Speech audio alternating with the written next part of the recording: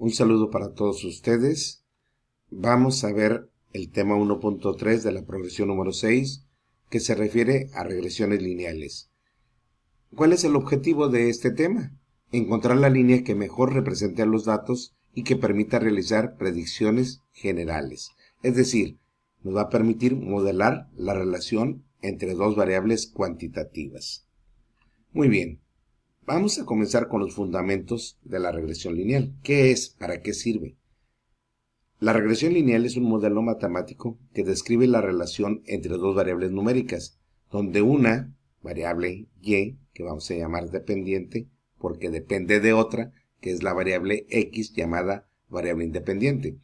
Entonces quiere decir que vamos a tener siempre dos variables, una independiente que vamos a denotar por la letra x y otra dependiente que vamos a denotar por la letra y. También debemos de considerar que debemos graficar datos y esos datos tienen que ser como cuantitativos y emparejados. ¿Qué quiere decir? Cuantitativos quiere decir que deben ser datos medibles y emparejados que tengan relación entre sí.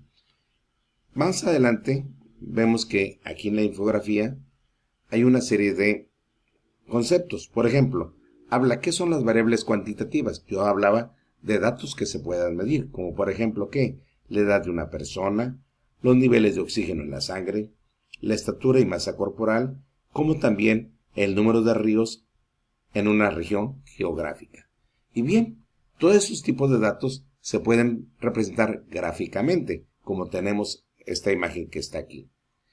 En esta imagen voy a suponer yo que quiero graficar el número de horas de estudio de un alumno, de un estudiante, y la calificación obtenida. ¿Qué quiere decir? Que sobre el eje de las X voy a poner el número de horas que estudia una persona y sobre el eje de las Y va a ser el número de calificación que obtenga o la calificación que obtenga esa persona.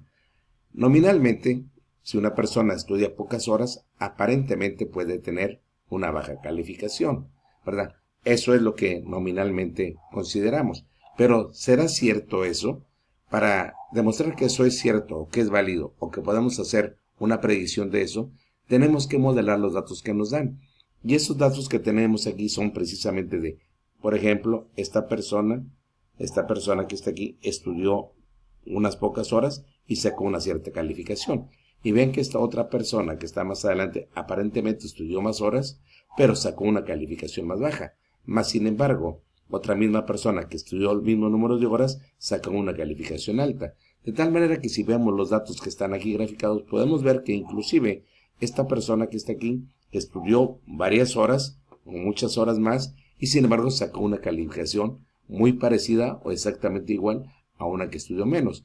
Entonces, de aquí podemos observar que podemos graficar datos y podemos, si lo deseamos, ¿verdad?, sacar una especie de relación entre esos datos modelándolos, es decir, estableciendo una relación entre ellos. ¿Y cuál es esa relación entre ellos? Pues esta línea recta que está aquí. Es decir, que a partir de los datos que tenemos, nosotros podemos obtener una línea recta que me permita, ¿verdad?, hacer inferencias sobre esto que estamos hablando. Es decir, que dependiendo del número de horas que estudie una persona, puede ser, ¿verdad?, que dependa su calificación. Esto no es tan válido, pero se puede tomar.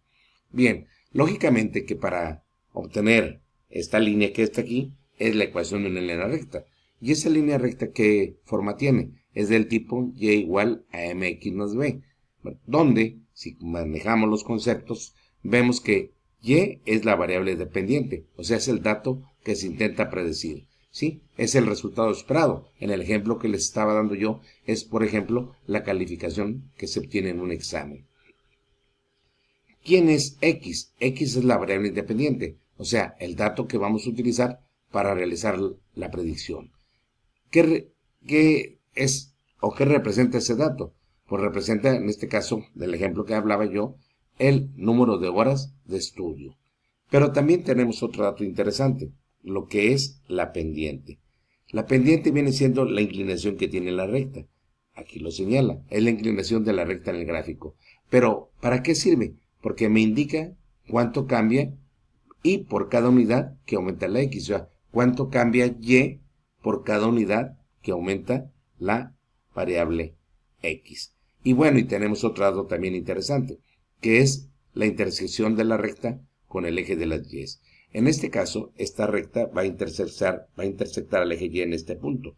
Ese punto se conoce como B, que es el punto donde la recta cruza con el eje y, es decir, cuando x vale 0. ¿Y eso para qué me sirve? Me sirve para definir el punto de partida o valor base de una relación. Más adelante lo podemos explicar.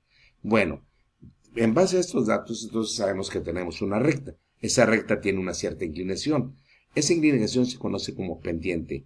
Y hay una relación directa entre cómo está inclinada esa recta con los datos que vamos a modelar. Por ejemplo, si la relación es directa, o sea, si la pendiente es positiva, o sea, mayor que cero, ¿qué significa? Que al aumentar los valores de x, aumentan los valores de y. Nominalmente significa que si aumentamos el número de horas de estudio, vamos a aumentar la calificación obtenida. Si la pendiente fuera negativa, o sea, fuera una relación inversa, ¿qué significaba? Que si aumenta el número de horas de estudio, va a disminuir la calificación. Es un dato que se puede presentar, no pasa nada. Hay otro concepto importante en la regresión lineal, que son los errores o residuos. ¿Qué son esos errores o residuos? Son las diferencias entre los valores reales observados y los valores predichos por la recta. El objetivo de cualquier regresión es minimizar estos residuos. ¿Qué quiere decir eso? Que si nosotros tenemos una recta, ¿verdad?, que ya modelamos y que ya lo obtuvimos, esa recta puede pasar así. Pero fíjense que no necesariamente pasa por los datos, por los puntos que nos están dando como referencia. Pasa, ¿verdad? Puede ser que haya una pequeña desviación o una desviación muy grande. ¿Qué es lo que utiliza este método que estamos utilizando? El método mínimos cuadrados lo que busca es reducir exactamente ese error. Entonces, para hallar la ecuación de esta línea recta, vamos a otro concepto importante que ya hablé ahorita y no comenté de qué se trata. Ese método se refiere a el método de mínimos cuadrados para poder hallar o modelar la ecuación de una recta. ¿Qué es ese método? Dice, es una técnica matemática estándar para encontrar la mejor línea de ajuste, es la mejor línea recta. Su objetivo es minimizar la suma de los cuadrados de las diferencias entre los puntos reales y una línea de regresión o la línea de regresión. Para poder hallar la ecuación de esa recta necesitamos dos cosas, la pendiente y la intersección con los ejes. Ya vimos que es del tipo y igual a mx más b. Entonces, para hallar la pendiente, utilizamos esta fórmula. Para hallar la intersección de la recta con el eje de las y, utilizamos estas fórmulas. Vamos a verlas más adelante con un ejemplo práctico. Pero vamos a señalar aquí, ¿qué es n? Es el número total de pares de datos, un dato muy importante. A mí me tienen que dar unos datos para poder modelar la línea recta. Entonces, n es el número de datos que me dan. ¿Qué significa? Delta x significa la suma de los valores de la variable independiente. Delta y, ¿qué significa? La suma de los valores de la variable independiente. Delta x por y, ¿qué significa? Que es la suma de los productos por cada par, es decir, multiplicar x por y. ¿Qué significa x al cuadrado? Significa la suma de los valores de x, pero elevados al cuadrado. Es muy importante que interpretemos esto correctamente para poderlo aplicar en las fórmulas que vamos a más adelante utilizar. Y bueno, ¿dónde se aplica? ¿Verdad? Tiene aplicaciones en todos los contextos de la vida diaria y ordinaria. Pero, por ejemplo, hablaba yo hace ratito de las horas que un muchacho estudia, un estudiante, y su calificación. Entonces aquí lo que buscaremos es tratar de encontrar una línea recta que me permita más o menos predecir, ¿verdad?, o inferir que dependiendo del número de horas que estudie este muchacho, qué calificación va a obtener. Por ejemplo, si después de hacer los cálculos obtenemos una pendiente de 2.5, ¿qué significa? Que significa que por cada hora adicional de estudio del joven, la calificación va a aumentar en 2.5. Y entonces, pues es una manera de poder hacer inferencias de todo tipo. ¿Es esto totalmente válido? Sí, pero hay que tomar, ¿verdad?, ciertas consideraciones. Dice que la regresión lineal ofrece una aproximación o descripción generalizada, no una predicción exacta e infalible. Es decir, no necesariamente tiene que ser necesariamente exacta. Su nivel de acierto depende ¿de qué? De la similitud de las características. O sea, los resultados describen mejor a individuos que comparten rasgos con la muestra original, es decir, datos que tengan relación entre sí. Hay factores externos, ¿verdad?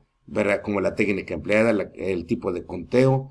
Hay muchos factores que pueden incidir en el resultado.